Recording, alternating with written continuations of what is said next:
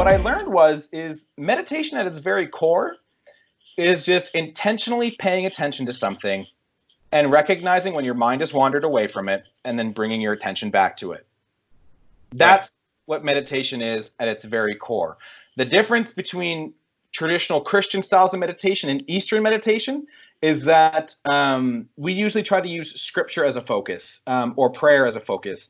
And the thing I'll say about meditation is the simpler, the better.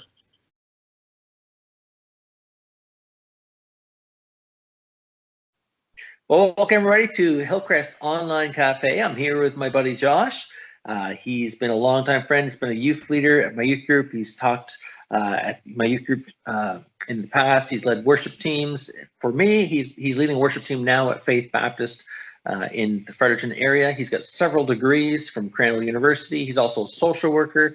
But I think Josh has a story and has experienced Christ in some ways that will be helpful for us at this time. So, Josh, I'm going to ask you some questions, and feel free to elaborate on some of your experiences. But would you mind sharing about how spiritual disciplines or meditative, contemplative prayer or those kind of things came into your life in the last while? So it all started for me really last year. I had undertaken a stress injury through my work, and for those of you who don't know what that means, it's like mild PTSD. That wasn't diagnosed because I never sought treatment for it, because I didn't even realize it was happening at the time. But I was very much not myself following an incident 2 years ago through my work, and I can't get into what it was because of the type of work it is, and I work in a small community. But it sent me for a loop, and in that time, I got diagnosed with ADHD. I started taking medication for ADHD, and that helped me significantly. But I was still struggling because my medication cocktail was not perfect yet, and the medication I was on at the time, especially in the evenings when the medication would come out of me, I would just be going for a loop. Like it was, it's not, I wouldn't call it withdrawal. It's not that, but just like, I guess kind of, it's just irritable, like not yourself. Sometimes I would just talk nonstop. I couldn't shut up. So what happened? How old were you? 27. 27. Wow. Yeah. I had gone through all my schooling. I never read a book because I couldn't focus on it long enough. I would literally, it's like I'd be reading, and I'd get like 2 sentences in, and then next thing I know, I'd be like 4 pages away, and then I'd realize I wasn't actually focusing on anything I'd been trying to put into my brain, and it would take me pages before I realized. So I would do this 3 or 4 times, and then I would wing it, find a few good points maybe, and then I would go to class and I would try to listen as best I could, because listening I was good with. So right. I struggled all through school. If it wasn't for my meeting my wife at the time in my second year, I probably would have failed and dropped out of university, but because she basically almost gave herself a breakdown and carried me through school on top of her own schoolwork, I ended up coming out doing fairly well, and then going and getting a post degree in social work, and now that's what I'm doing for practice and for work, which I love. It's you get to be with people through some very hard times, but seeing people come through and learning to help people in creative ways it's a really cool job. So your wife, she got her PhD, which has put hubby through, but now she's recently got her PhD, which she's now like Dr. Bethany Daigle, right? Yeah, and she's made it very clear that when we put our names on things now, it's no longer Mr. Joshua Daigle and Mrs. Bethany Daigle. It's now Dr. Bethany Daigle and Mr. Joshua Daigle. So that's awesome. The way I stumbled into contemplative and spiritual disciplines was a little different. When I was in university, especially my social work degree, they kept on occasion getting us to do meditation exercises. And I remember thinking, like, my mom grew up Pentecostal. I'm pretty sure she said Satan was going to jump into my brain if I did this. But all the dude's asking me to do is think about my breath for a bit. And that doesn't sound that bad, so I'll give it a try. So we tried it in class, and I was like, I don't get this. It's kind of dumb. I don't know why I'm doing it. But then there was one night, like a year and a half out of school, I was at home and I had stuff to do. I told Bethany was going to do it. For those of you who don't know what having ADHD is like, you know, it's kind of like having one of those days where you're just so tired and you don't want to get anything done. Only it's every day. Yeah. Like mentally, just the thought of motivating yourself to get up and do the next thing, that's the biggest hurdle. And then if we do get up to do something, there is like a 99% chance we are going to get distracted and stop halfway through and start doing like 20 other things and maybe finish one of them if we're lucky. And Right. anyone from your church is watching this, there's probably going to be a wife or a husband looking at their wife or their husband going, that's you. You need to go talk to the doctor. So it's okay. Right? yeah. So I was at home one night and just trying to get my head around, like, I need to get this done. I need to get this done. Bethany asked me to do these things. And then I was like, well, they kept talking about that stupid meditation thing in school. I don't even remember why they said it was helpful, but let's try that. I was like, I don't want to get out of bed right now, so sitting and thinking about my breath can't be that hard. So I gave it a go. I just set a timer for 10 minutes, and I took some deep breaths, and then I literally I would think about how my breath felt, and then when my mind wandered, which it will, and in these practices, that's one of the key points of it, is your mind is going to wander. That's the important part. I just kind of kept bringing it back to thinking about my breath, and then back and forth. And then the timer went off, and I was like, wow, that went by pretty quick. I guess I'll get up and do something now. So I got up. I started playing video games first. and then like 2 minutes into playing video games, I was like, right, Bethany asked me to clean up around the house. Okay. So I put the video games down. I went and I cleaned the whole house. And then I'm a fairly introspective person. Like, there are some people that they realize something works and they're just like, oh yeah, it worked. And like, that's as far as they go. With me, I stopped and I was like, I looked at the clean kitchen and I was like, what did I do to my brain? It's like, that was the first question I had, because I was like, the only thing that's ever gotten me close to something like this is when I take Schedule 2 stimulants from my doctor. It's interesting too, like some of the parallels here, like, just so people don't get confused with the language, like the spiritual discipline of silence, or taking that time of silence, is almost the same thing, would you say? Oh yeah. So here's the thing. We have this idea where like, this is silent, keep your mouth shut. It's not just about keeping your mouth shut. It's about managing to keep your brain off too, right? And that's what a lot of people don't get. So what I realized that night, and the reason why I continued with it, it wasn't actually for spiritual reasons at first. It's because when I looked at the research on what meditation does for your brain, it essentially grows the part of my brain that I'm deficient in, neuroplasticity. The practice of meditation actually helps your prefrontal cortex grow in density in neurons, and more neurons will form, and connections in your brain will change the more you practice these basic disciplines. Yeah. So that's why I initially started. It wasn't for spiritual reasons, even though that kind of got slotted into it very quickly. It was because of my mental health, and I knew I needed to do something because my marriage was suffering, and my relationships were suffering, and I was mentally suffering, and I needed something to help ground me and to deal with my anxiety and my other symptoms. Yeah. So, so like, and then I ended up going to my doctor and being like, apparently I can't handle myself sometimes. And I started taking some anxiety medication at that time. And all I got to say is that if you struggle with anxiety and you're worried about going on medication because of all the awful side effects and the bad stuff that's potentially going to happen, I need you to know that's part of anxiety. That's part of anxiety. Yeah. If you're really just getting anxious about being anxious, about taking medication for being anxious, go talk to your doctor.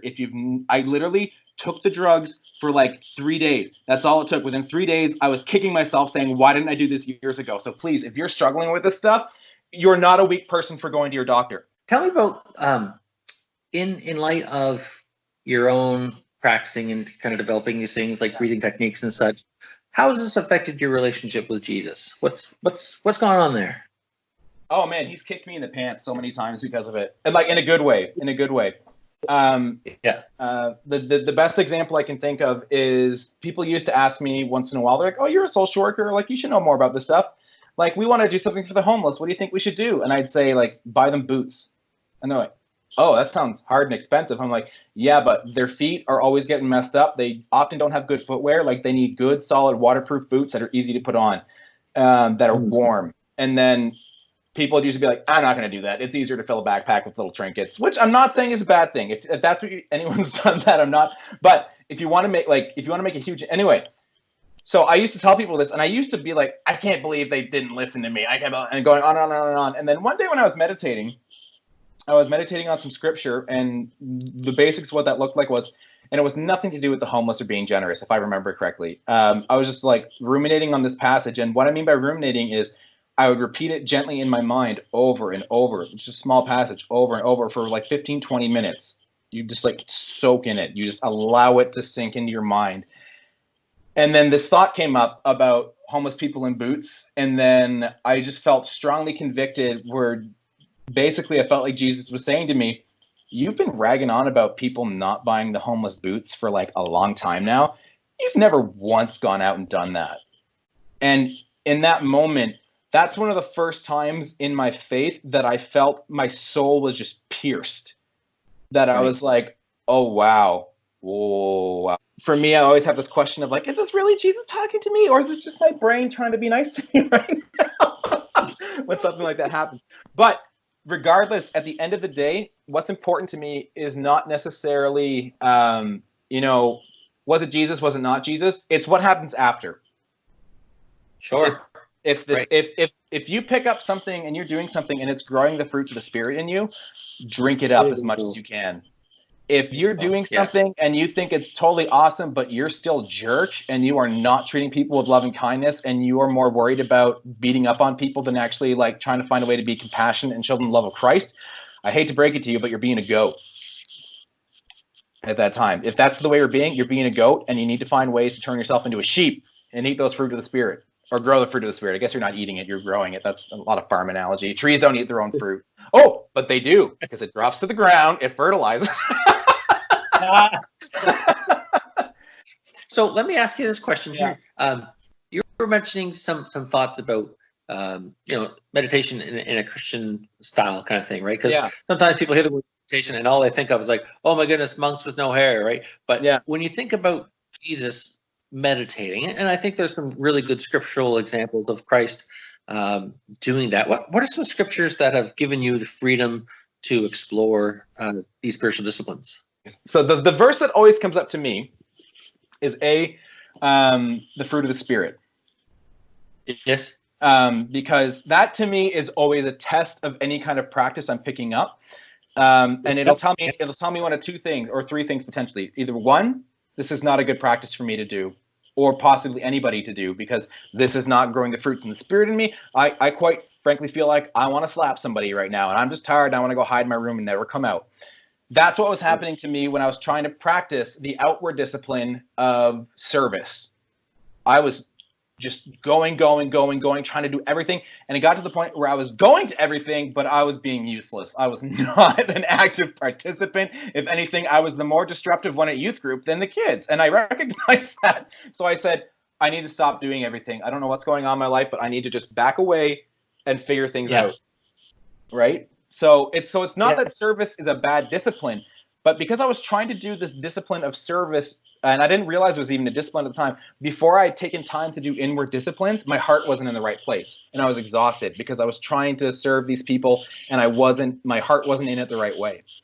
You're kind of serving your own strength, and without having that, people talk about, you have to rely on Jesus, but it's never really explained. How do you get strength from Jesus? How do you get that inward filling of the Spirit in your own personal life, ways, right?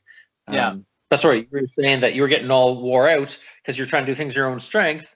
And so you go back and I still get worn out sometimes, and I'm still actually trying to stay away from the discipline of service as much as I can right now, because I know my heart still, even with worship music, I'm tired.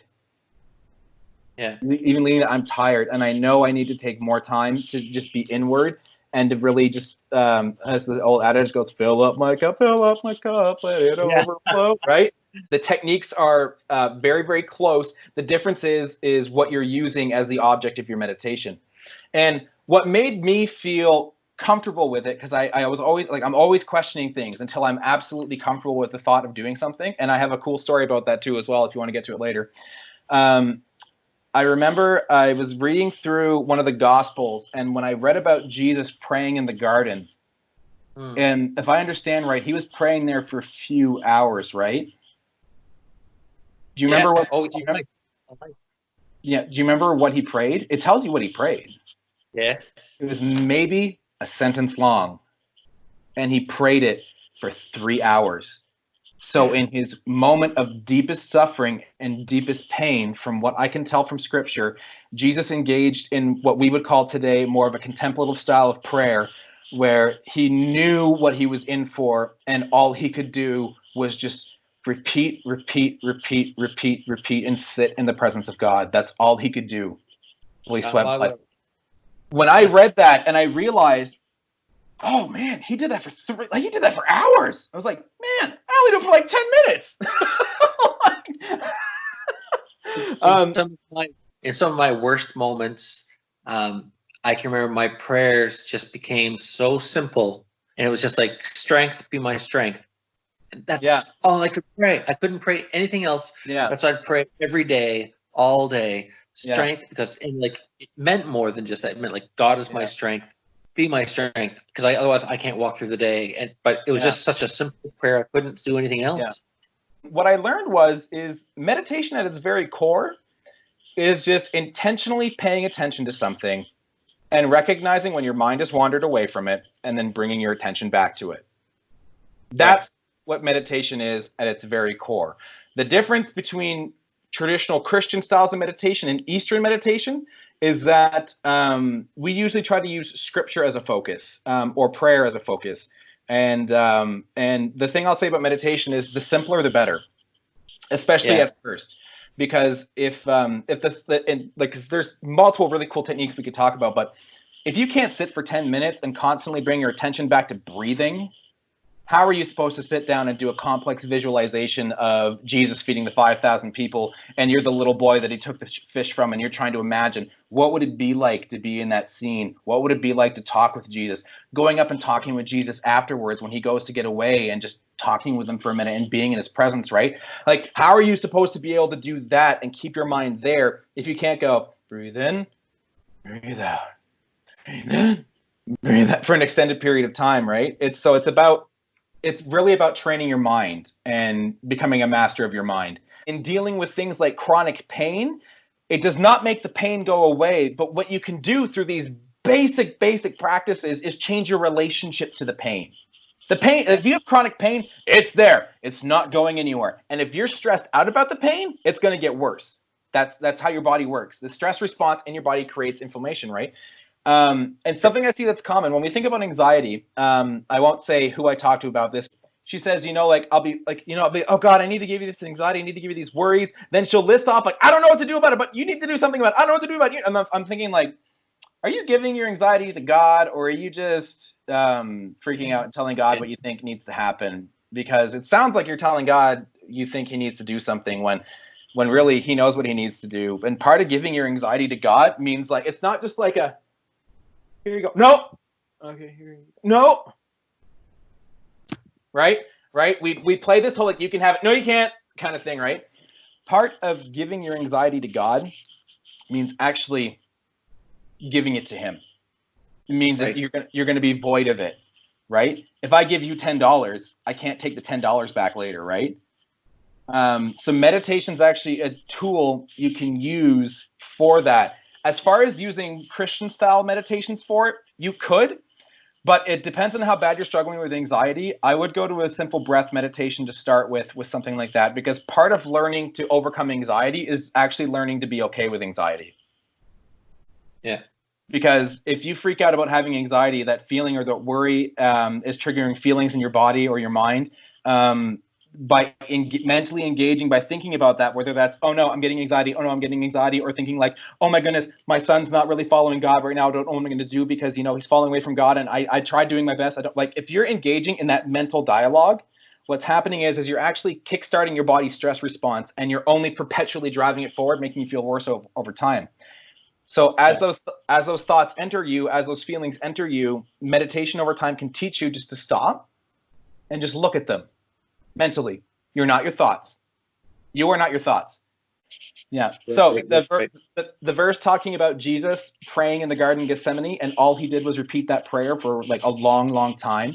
Another thing was learning about that spirit, and in both Hebrew and Greek means both like spirit, like the spirit of God, but it also means breath. Yes. So when I was learning breath meditation, thinking, should I be doing this? Should I be doing this? Like, is Satan going to try to like drop kick me in the brain? Like, what's going to happen if I do this?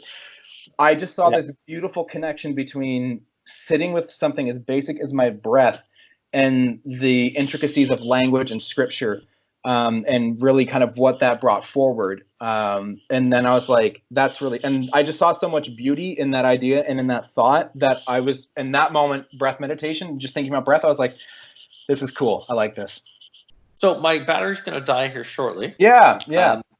Thank you, Josh, so much for sharing your insights about growing in faith, and just giving us some examples of how we can do some of these spiritual practices. You know, what did Christ mean by even talk about meditating on the scriptures, or meditating on his Father and in himself? In John 15, abiding in him. This gives us some real practical tools to play with and to draw closer to God. So thank you for your vulnerability.